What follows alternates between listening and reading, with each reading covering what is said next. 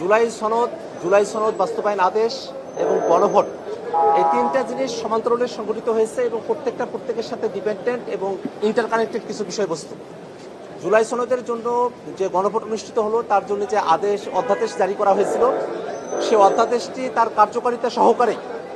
বাংলাদেশে সেটা অনুষ্ঠিত হয়ে গেছে এবং বাংলাদেশে যে কোনো অধ্যাদেশ জারি হলে পরে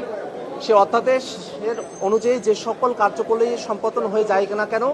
সব কিছুকেই বৈধ আকারে ধরে নেওয়া হয়। পরবর্তীতে যদি সেই অধ্যাদেশগুলো সংসদে কার্যকারিতা নাও পায়, সেটাকে বৈধ হিসেবে ধরে নাও হয়, কিন্তু সেই অধ্যাদেশ অনুযায়ী ইতিমধ্যে যা কিছু সম্পাদিত হয়েছে সব কিছুকে কিন্তু আইন অনুযায়ী বৈধ হিসেবে ধরে নেওয়া হয়।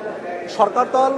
গণভোটের জন্য যে অধ্যাদেশ, সেই অধ্যাদেশকে তারা যদি সংসদে অ্যাপ্রুভ নাও করেন, যে গণভোট অনুষ্ঠিত হয়েছে সেটাকে কোনোভাবেই অবৈধ বলার কোনো সুযোগ নেই, বরং গণভোট অবশ্যই বৈধ এবং আইনগতভাবে তার বৈধতাকে কোনোভাবেই আর চ্যালেঞ্জ করা যাবে না। কিন্তু আমরা তারপরেও সরকার দলের কাছে আমরা আহ্বান রাখবো,